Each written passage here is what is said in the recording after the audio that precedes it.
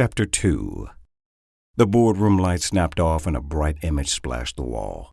It was a stout little man in his early 20s. Wild hair, a week's worth of beard growth, strands of multicolored beads clustered around his neck. It must have been a photo from Mardi Gras. He was screaming from a balcony with a bottle in each hand, Hawaiian shirt unbuttoned to his navel. This didn't look like a criminal mastermind. It was a frat boy on a bender. "Meet Colby Finn." Director Cho clicked her remote as she narrated the slideshow, cycling through similar images. Keggers, concerts, nightclubs, raves. A clear pattern was beginning to emerge. Finn dropped out of Louisiana Tech last year to pursue a life of, well, leisure is probably the best word to describe it. The next slide winked into view and showed a similarly unkempt Colby Finn, although the backdrop was markedly different. Instead of a sketchy New Orleans street party, he was dancing on the deck of a very large, very impressive-looking yacht, one he'd recently purchased with cash. According to forensic accounting, Finn was on the brink of bankruptcy, Joe continued. And then he hopped on a plane to Colombia, hired a crew, and within a few hours he'd located a shipwreck. The 18th century Spanish galleon had an estimated $15 billion worth of silver and gold aboard. Treasure hunters have spent more than a century scouring the Pacific for this particular wreckage, but he found it in less than a day. Malik leaned back in his chair, kicked his feet up on the desk, and laced his fingers behind his head, partially because it was extremely comfortable, but mostly because he knew it would annoy the director. So the lad got lucky. Good on him. No one is that lucky, Cho said, before acknowledging Seaford with a little nod. Present company excluded, but this wasn't his only score.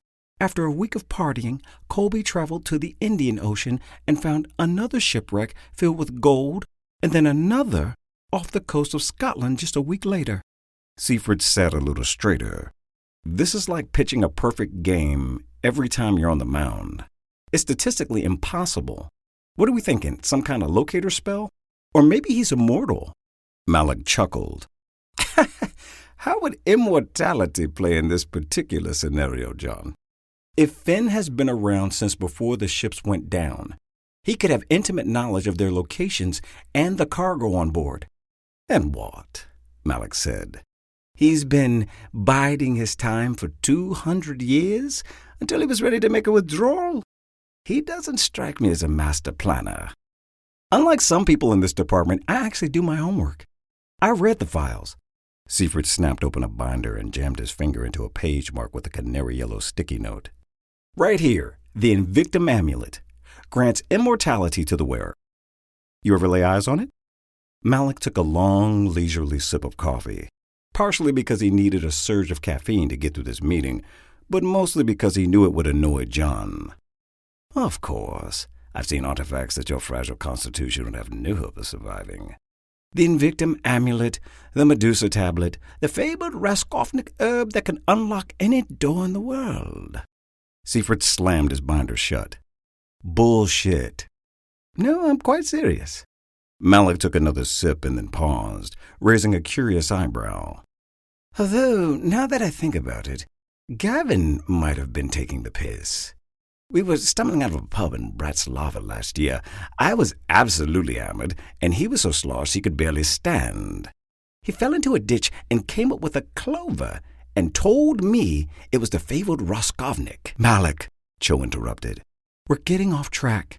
We don't know what Finn is into, but whatever it is, the diviners say it's mystical, which makes it our exclusive jurisdiction. What's the mission? Seaford asked. Grab him. Cho made a show of pivoting her head towards Malik and widening her eyes. Alive, this time, and preferably in one piece. If he's got an artifact, a grimoire, or anything valuable squirreled away, I want it in my hands within 48 hours. She glanced at her watch like she was about to start a countdown timer.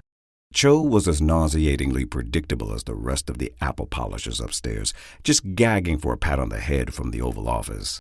Of course, that was what it came down to. A shiny new toy she could drop on the president's desk.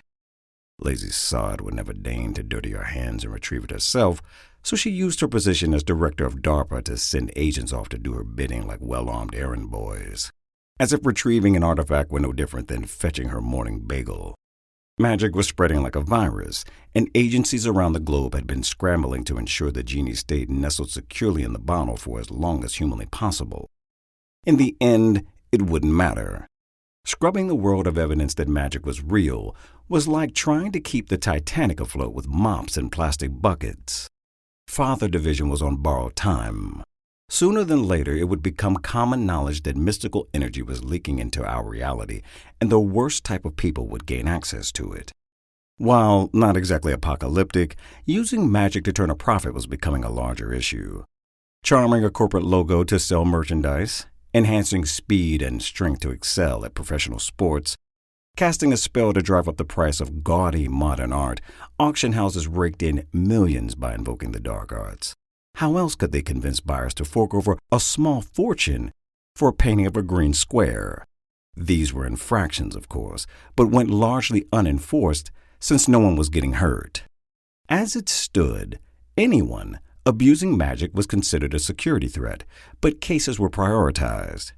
Terrorists and dictators were always at the top of the list since they were actively weaponizing magic, but using CIA resources to take out a boozy treasure hunter seemed frivolous and wasteful even by a man who chose notoriously loose standards.